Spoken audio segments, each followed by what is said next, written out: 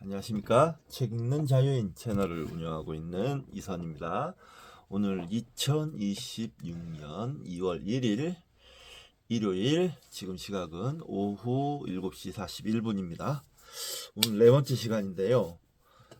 사실은 이게 내일 일찍 일어나야 되는데 어떻게 시간 좀 많이 지나쳤습니다. 근데 밥을 지금 안 쳤어요. 지금 안 쳤기 때문에 밥 되는 시간 기다리고 하면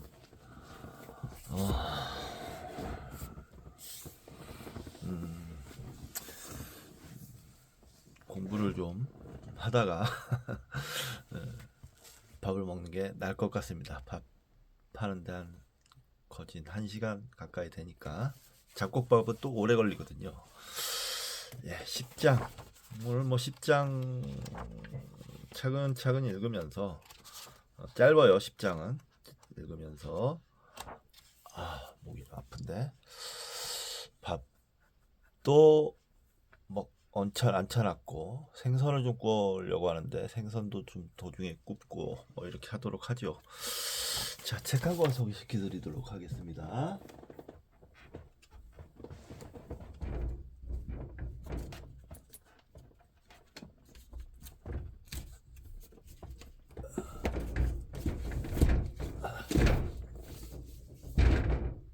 자, 진화론에 관한 책을 또 한 권 샀는데요. 자, 신과 다윈의 시대, EBS 다큐 프라임.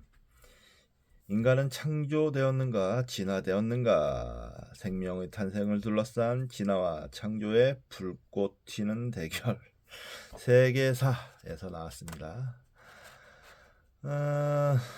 이 책은 중고책으로 샀는데 사실 왜 샀냐면 너무 진화론만 소개하는 게 좀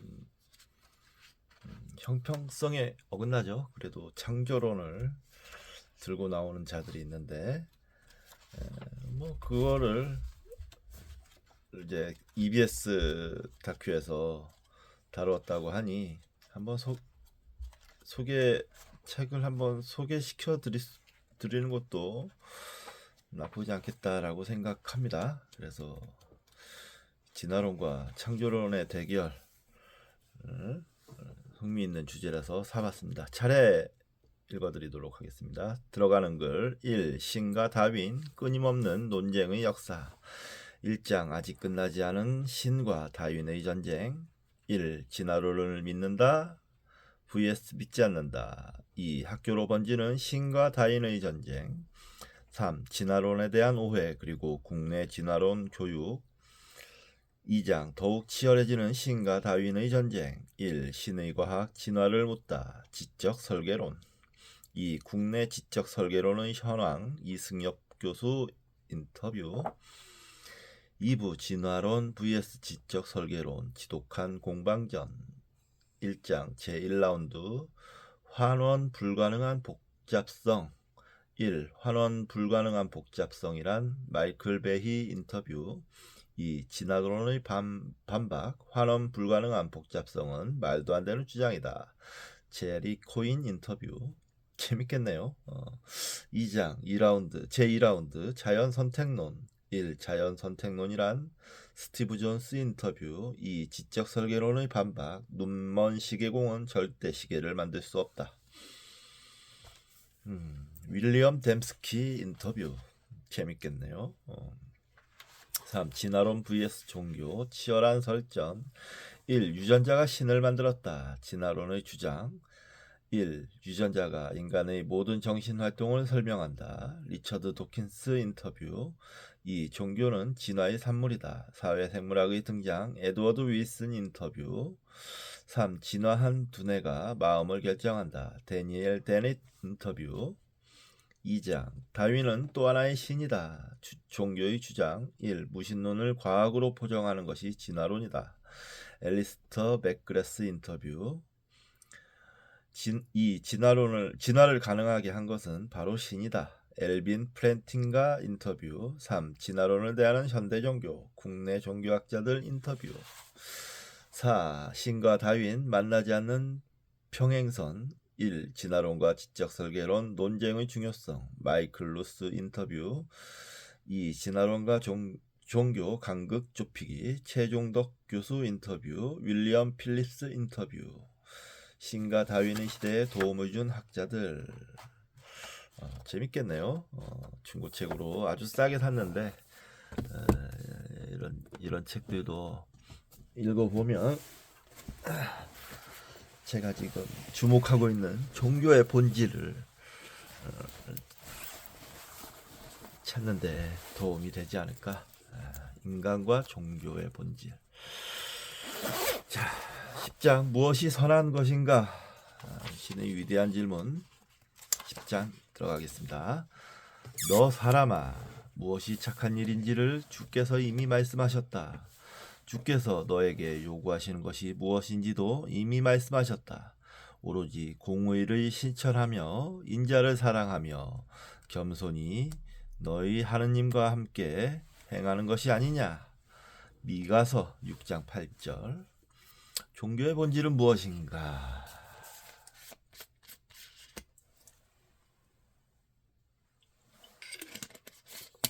종교는 흔히 신념 체계라고 잘못 알려져 있다.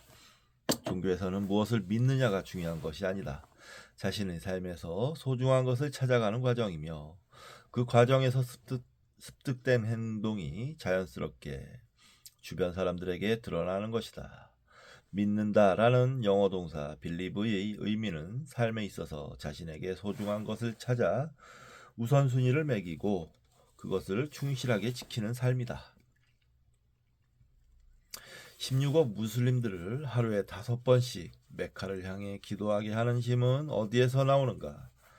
인류의 3분의 1을 차지하는 그리스도인들이 일주일에 한 번씩 정해진 날에 예배를 드리러 가는 이유는 무엇일까? 기원전 6세기 나라를 잃고 2500년 후에 국가를 건립한 이스라엘인들의 정신은 무엇인가? 중국의 지도자들이 13억 인구를 이끌고 지원을 꿈꾸며 채택한 유교란 무엇인가?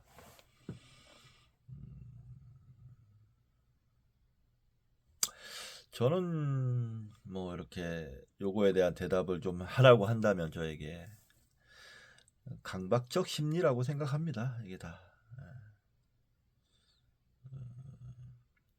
강박적, 그러니까 세뇌에 의해서 이렇게 하지 않으면 안 된다라는 어떤 강박이, 집단 강박 같은 게 생기는 거고, 그게 이제 종교 문화를 만들어가는 거겠죠. 저는 그렇게 생각합니다. 세계 주요 종교의 핵심과 각 종교의 특징을 이해하는 일은 중요하다. 성급한 종교 비교는 종교 간의 우열을 매기고 자기 종교의 기준에서 다른 종교를 판단하는 오류를 범한다. 이제 그 다름을 참아주는 행위, 가로 열고 톨레랑스, 가로 닫고, 에서 상대방에 대한 배려와 존경으로 변화시켜야 한다. 한 종교만 옳다고 주장하는 처사는 지난 2000년 이상 면면이 흘러와 인류 역사를 바꾼 종교에 대한 모독이다. 각 종교는 나름대로 자기만의 독특한 상징 체계와 행동 양식이 있다. 이것들을 심도 있게 연구하다 보면 개별 종교에서 지향하는 길은 하나라는 것을 깨닫게 된다. 기원전 7세기 종교의 구태의연함과 자기 기만을 신랄하게 비판한 자가 있었다. 미가는 기원전 722년 아시리아 제국의 사네립 왕이 북이스라엘의 수도 사마리아를 파괴하고 그 여세를 몰아 701년 남유다를 공격하기 시작할 때 활동한 예언자다. 구약 성서 미가서는 주께서 사마리아와 예루살렘이 어찌 될 것인지를 모레셋 사람 미가에게 보여주시면서 하신 말씀이다 라고 시작한다. 그의 이름의 의미는 야훼 신과 같은 자는 누구인가 이다. 역시 이때 등장하는 신은 아까 이 전 시간에 등장했던 아모스의 신과는 그 성격이 다른 것 같습니다. 진짜 위기, 궁지, 끝까지 몰린 상황에서 찾는 신은 뭔가 좀 더 절실하고 권위를 쭉 뺀 어떤 말씀과 권위, 뭐 이익과 관련된 그런 권위가 쭉 빠져 있으니 뭔가 좀 더 진실성 있게 보이는 그런 얘기들이 나올 것 같아요.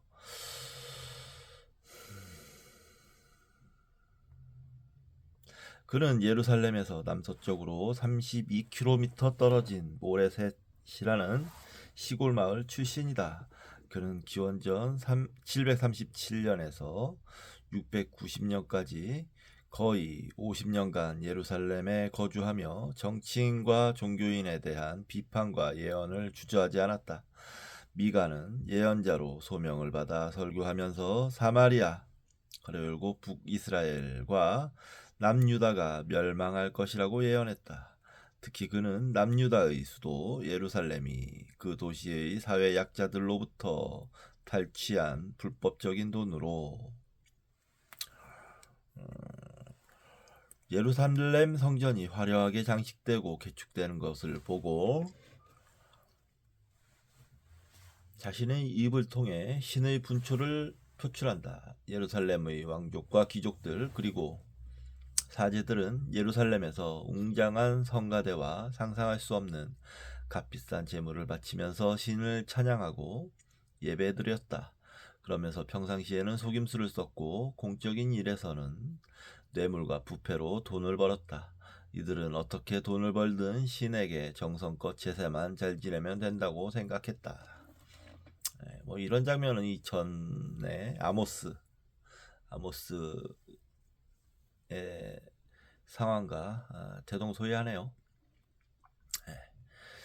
마가는 신이 원하는 것이 예배나 제사 혹은 기도가 아니라고 말한다. 종교란 무엇인가?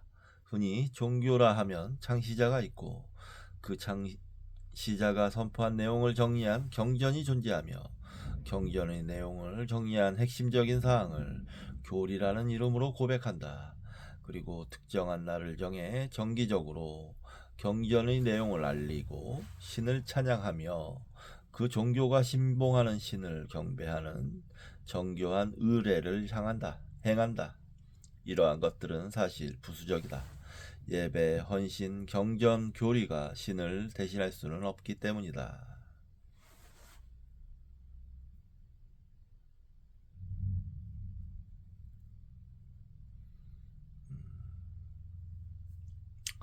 예배는 히브리어로 아보다이다. 이 단어는 노동, 직업이라는 의미를 동시에 지닌다. 우리에게는 전혀 다른 두 개념, 즉 신을 경배하고 예배하는 것과 직업으로 노동하거나 일상생활을 하는 것이 고대 히브리인들에게는 서로 분리할 수 없는 하나의 개념이었다.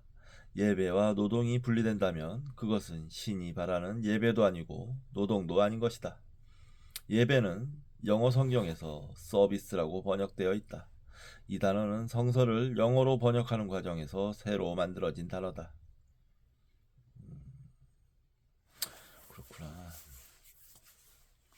50여 명의 성직자와 학자로 구성된 번역위원은 영국 국왕 제임스 1세의 명령으로 성서를 영어로 직접 번역하여 1611년에 흠정역 더 킹 제임스 버전을 만들었다. 그들은 아보다라는 히브리 단어의 다중적인 의미를 감안해 이전에는 존재하지 않았던 새로운 단어를 만든 것이다. 그게 서비스라는 거죠.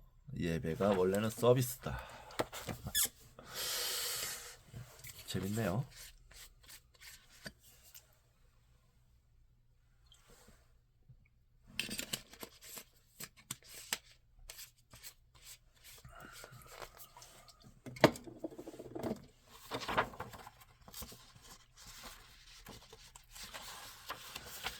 신이 인간에게 원하는 것 인간은 언어로 표현할 수 없는 신을 묘사하기 위해 필연적으로 상징, 운유, 기호를 사용한다.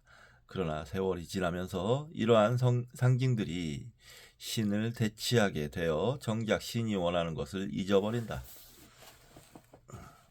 인간들은 자신들이 경험한 신을 역사적이면서도 구체적으로 묘사하기 마련이며 자신과 다르게 신을 묘사하는 사람들을 판단할 기준을 만들어 이를 이단이라고 폄하한다. 하나의 씨앗이 땅에 떨어져 우물 틔워 싹을 내고 커다란 나무로 자라는데 인간은 그것을 객관적이며 과학적으로 설명할 수 없다. 인간이 할 수 있는 일은 우리의 경험적 지식의 한계 안에서 그 과정을 설명할 뿐이다. 우리는 어떻게 그 조그만 씨가 커다란 나무가 되는지, 풍성한 가지를 내어 새들이 둥지를 트는지 상상할 뿐이다. 성인은 그 신비를 자신들의 구체적인 역사적 상황에 비추어 설득력 있게 설명하는 자들이다.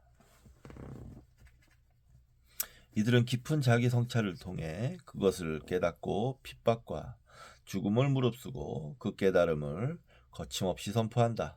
이러한 신은 누구나 만나고 싶고 닮고 싶은 삶의 모델이다. 경전에서 신은 어머니 혹은 아버지라는 상징으로 설명된다. 우리는 각자 자신의 어머니가 세상에 한 분밖에 존재하지 않는다고 생각한다. 그러나 내 어머니의 소중함과 유일성은 다른 어머니의 소중함과 유일성을 이해하기 위한 도구일 뿐이며 그러나 내 어머니의 소중함과 유일성은 다른 어머니의 소중함과 유일성을 이해하기 위한 도구일 뿐이다.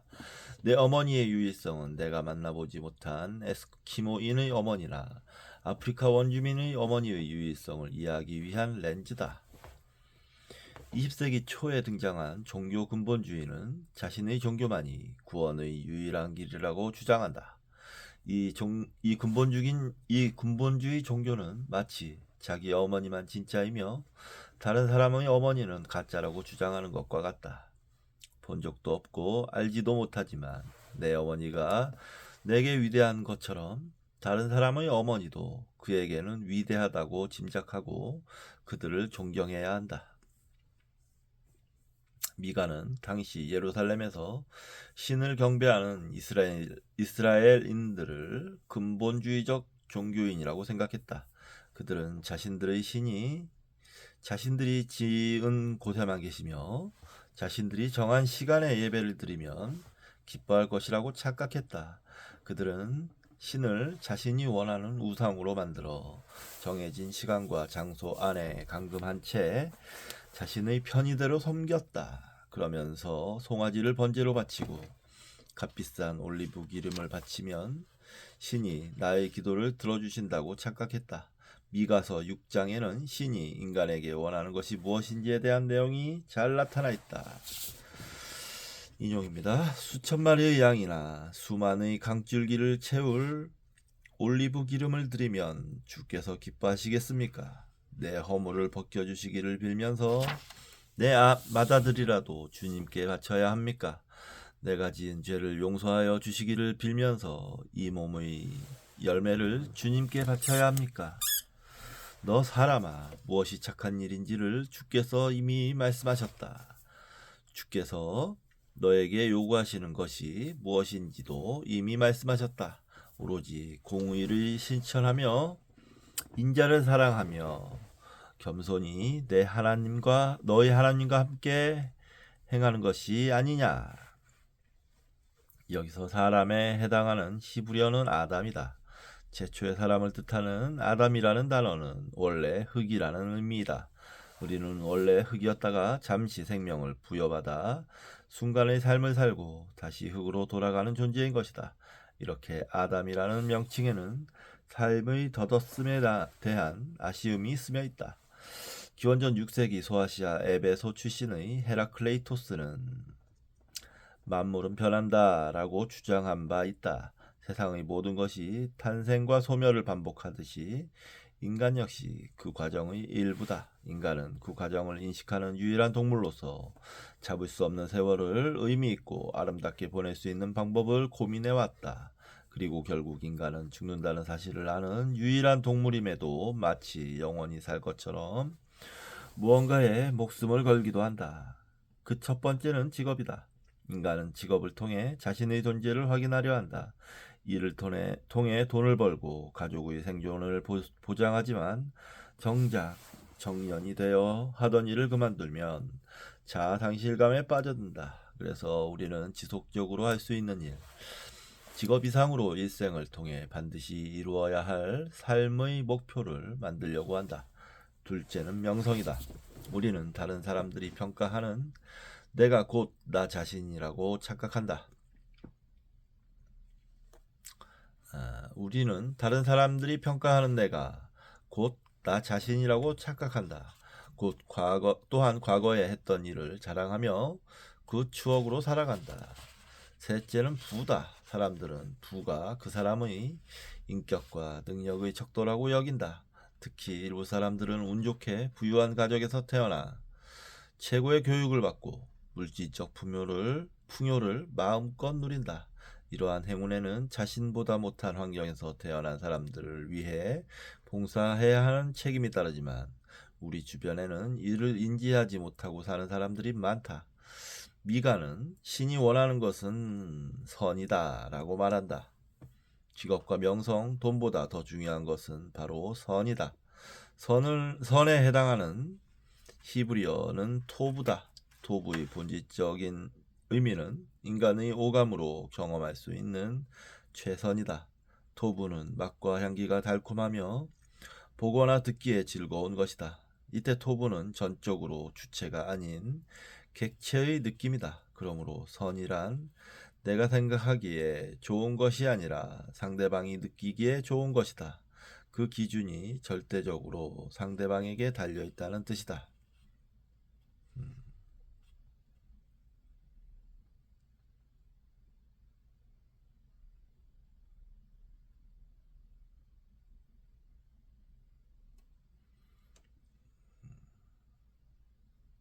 신은 가장 매력적인 향기를 내뿜을 수 있는 세 가지 비밀을 알려주었다.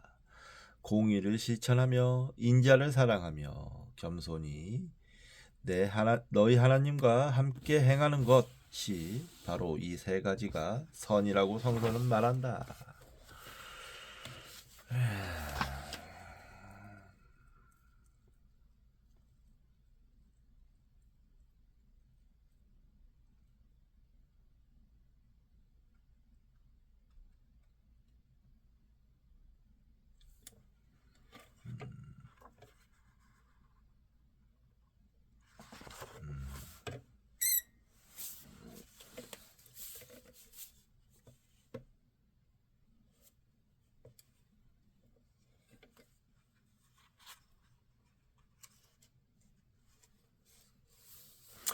네, 이런 부분은 좀 체크를 하고 넘어가는 게 좋을 것 같습니다.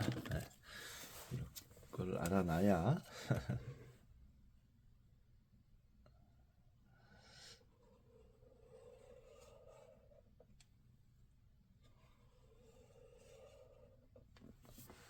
이런 걸 알아놔야 인간들이 얼마나 종교를 왜곡하여 자신의 이익을 위해, 자신만의 이익을 위해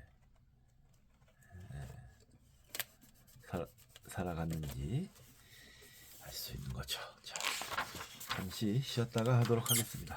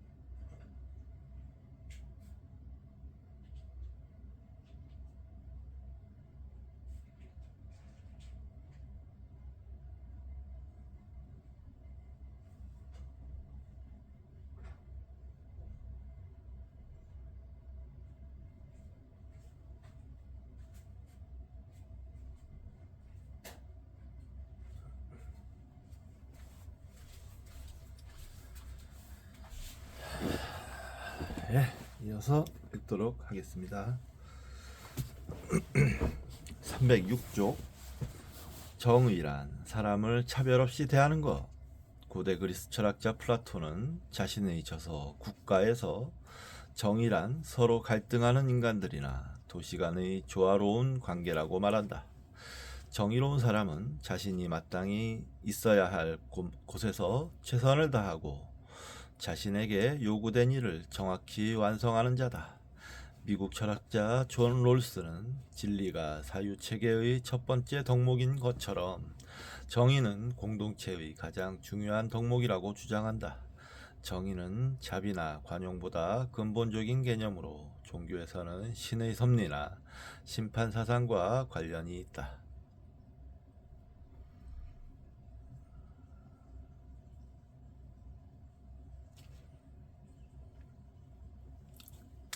정의를 공정성과 연관시키려는 시도는 역사적으로 드물 뿐만 아니라 현대 서구 사회의 창작물이다. 존 롤스는 로크의 사회계약론 이후 정의가 공정성의 한 형태인 배분의 개념이 되어 그 본질을 흐렸다고 주장한다. 그는 정의란 인간을 위한 최선이라고 말한다. 미가는 선을 위한 첫 원칙으로 정의를 실천하라고 주문한다. 히브리어로 아쇼트 미슈파트인데 이를 직역하면 정의 실천하기이다. 정의라고 번역된 미슈파트의 가장 기본적인 뜻은 사람을 차별 없이 대하는 것이다. 미슈파트의 어원적인 의미는 공평하게 판단하다, 재판하다 이다. 고대 이스라엘 법에서 미슈파트는 그 사람의 국적, 성별, 사회적 지위, 인종과 상관없이 그 해당 사건만을 기초로 판단하는 원칙을 지칭한다. 소극적 의미의 미슈파트는 무전유죄, 유전무죄가 아니라 잘못한 행위에 대해 그에 해당하는 동일한 처벌을 받는 것이다. 미슈파트는 잘못에 대한 벌을 넘어 사람들 각자에게 걸맞는 권리를 보장한다. 미슈파트는 공평하게 판단하다 이외에 적극적이며 사회정의적인 의미도 포함된다. 성서에서 미슈파트가 나오는 모든 예에는 특정한 부류의 사람들이 그 대상으로 등장한다. 성서는 미슈파트가 과부와 고아, 이민자, 그리고 가난한 자에 대한 지속적인 돌봄과 그들의 바람을 사회에 펼칠 수 있도록 배려하는 것임을 지속적으로 이야기한다.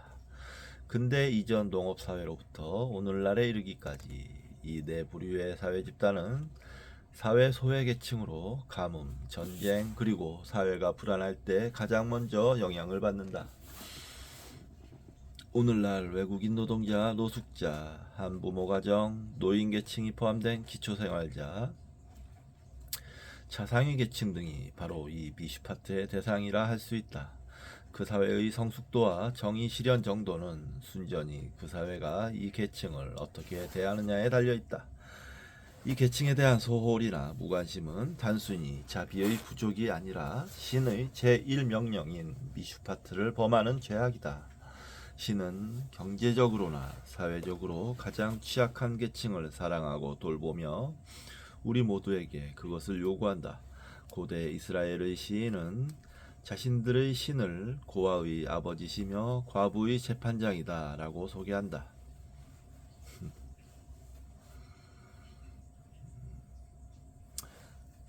이런 것이 굉장히 큰 힘을 발휘하죠.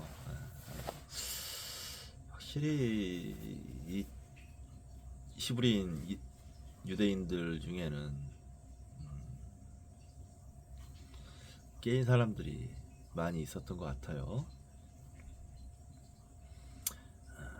이러한 정의는 당시 고대 사회에서 파격적이고 혁명적인 개념이었다. 그랬겠죠.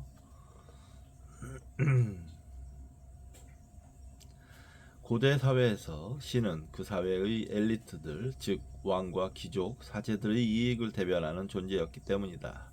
그래서 고대 사회에서 이 지도자들을 부정하는 것은 곧 신을 부정하는 셈이었다. 그러나 고대 이스라엘의 신은 정반대로 그 사회의 잘나가고 힘 있는 남성 편이 아니라 고아, 과부, 그리고 이방인의 신으로 소개한다. 역사는 신이 이 소외계층이 점점 힘을 얻도록 돕는 과정이다.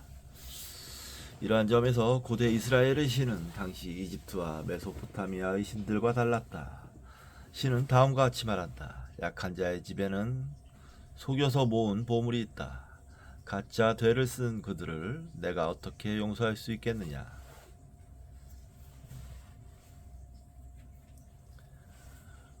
틀리는 저울과 추로 속인 사람들을 내가 어떻게 용서할 수 있겠느냐. 도성에 사는 부자들은 폭력배들이다. 백성들은 거짓말쟁이들이다. 그들의 혀는 속이는 말만 한다. 신은 고대 이스라엘인들이 예루살렘 성전에 올라가 성대한 예배를 드리면서 자신들이 진정한 신앙인이라고 주장하는 뻔뻔함에 호통을 친다. 신이 인간에게 원한 첫 번째 명령, 신이 인간에게 요구한 첫 번째 선은 사회의 취약계층을 차별하지 않을 뿐만 아니라 그들의 고통을 들어주고 해결해 주는 것이기 때문이다.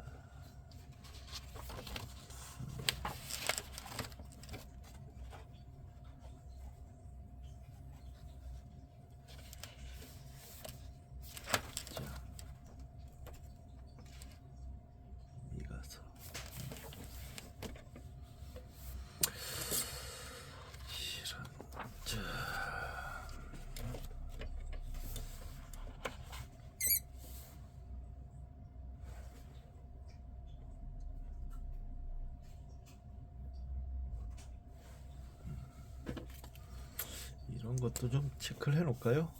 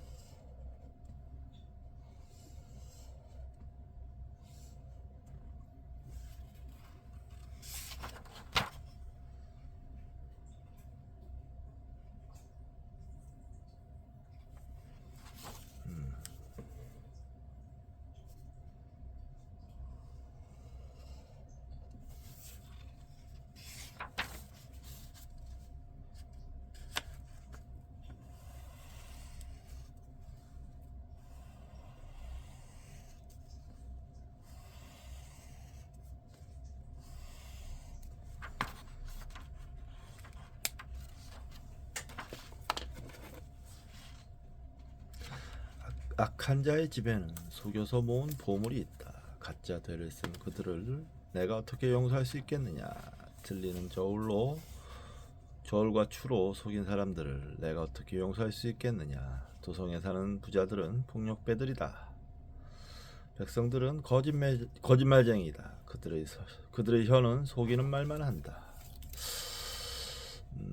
이런 게 그러니까 전 시간에도 말씀드렸지만 신의 입을 빌려서 얘기를 하니까 계속 부작용이 생긴다고 말씀을 드렸어요. 신이 아닌 인간의 이성으로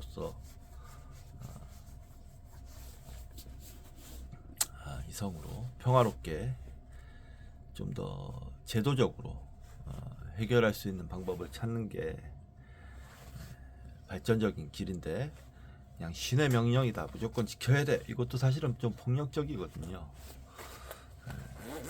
마찬가지 폭력적인 거죠. 네, 그렇게 생각합니다. 자기 희생적 사랑, 헤세드가 필요한 이유. 신이 우리에게 요구하는 두 번째 덕목은 인애를 강구하라다. 이 구절에 대한 히브리어 원문 아하보트 헤세드를 보면 그 의미를 좀 더 이해할 수 있다. 먼저 시구하라는 뜻인 아하보트는 보편적으로 사랑하다로 해석한다. 이 단어는 특히 인간들 간의 사랑, 즉 부부, 자녀, 친구들 간의 사랑과 우정, 혹은 신에 대한 인간의 정성을 의미한다.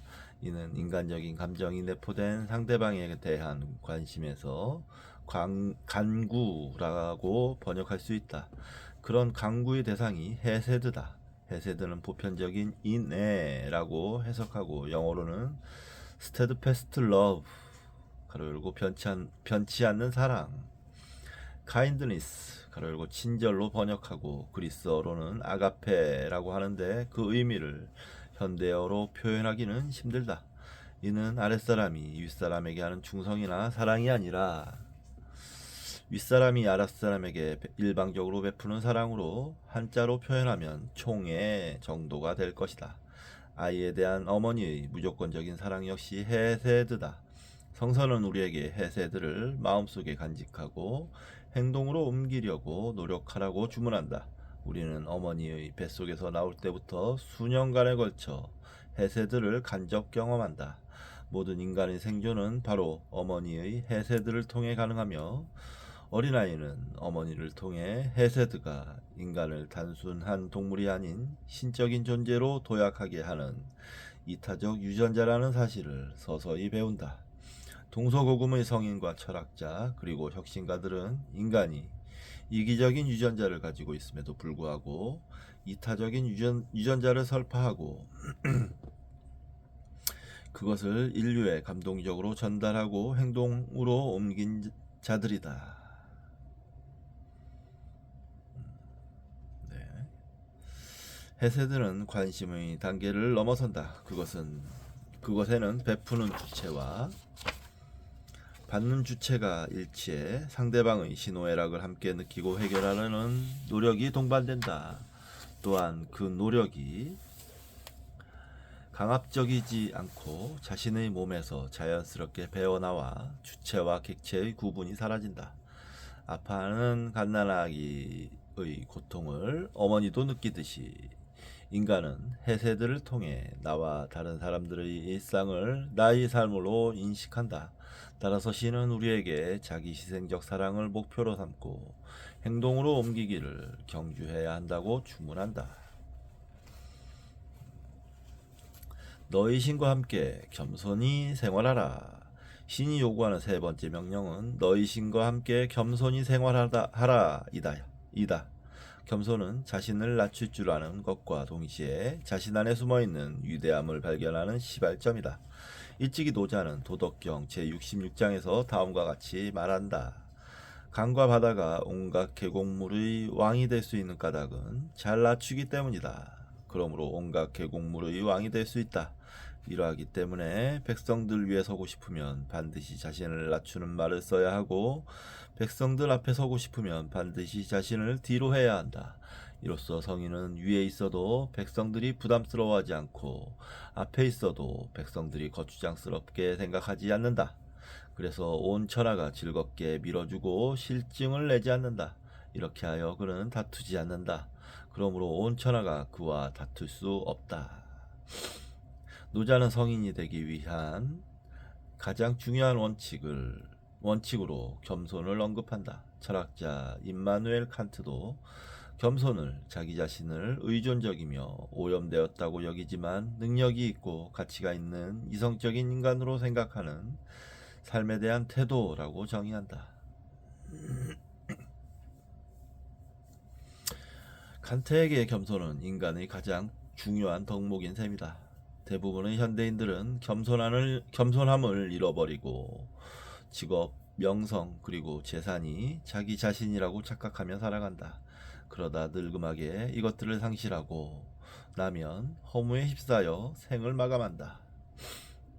혹은 타인이 강요한 신을 숭배하고 그 신에 대한 여러 의견 중 하나를 교리라는 이름으로 신봉하며 주말마다 드리는 예배만이 자신을 구원해줄 유일한 수단이라고 생각한다.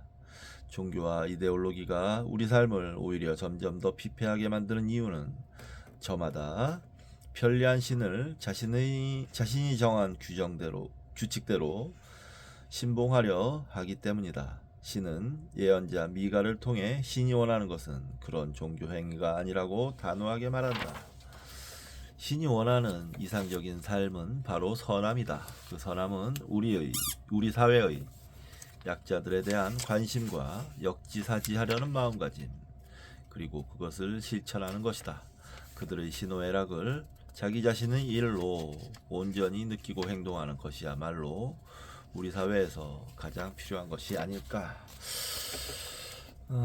지금 이쪽 미가 이거를 읽어보니까 확실히 느껴지는 게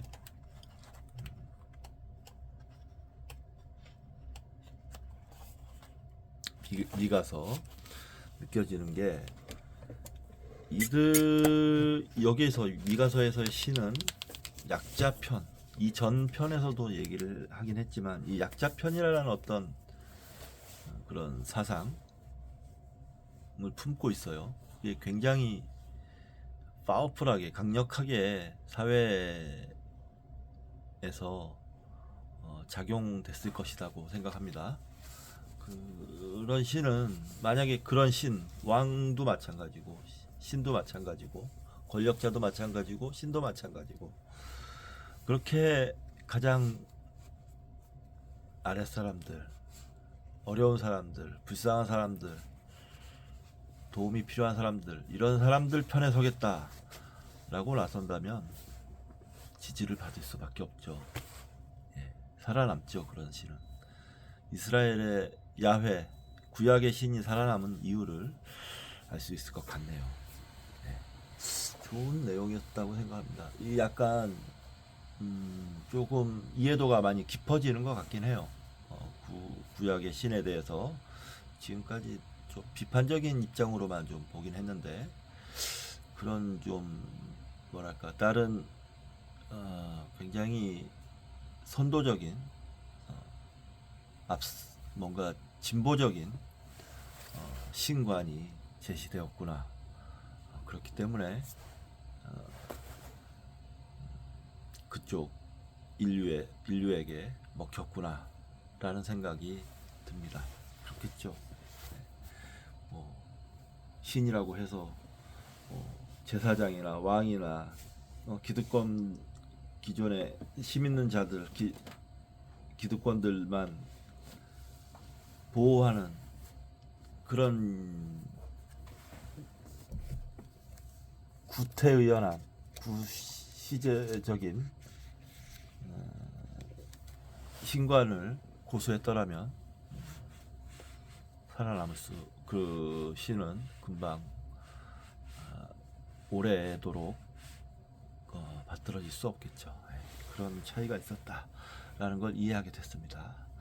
자, 오늘은 이제 촬영은 이제 여기서 마치고 저는 내일 아침에 일찍 일어나서 광주에 가야 되는데 벌써 걱정입니다. 내일 눈도 온다고 하고 눈이 온대요. 아, 큰일 났습니다. 조심해서 갔다 와야 될 것 같습니다. 자, 이제 이번 시간 이제 오늘 촬영은 여기서 마치도록 하겠습니다. 좋은 밤 보내십시오.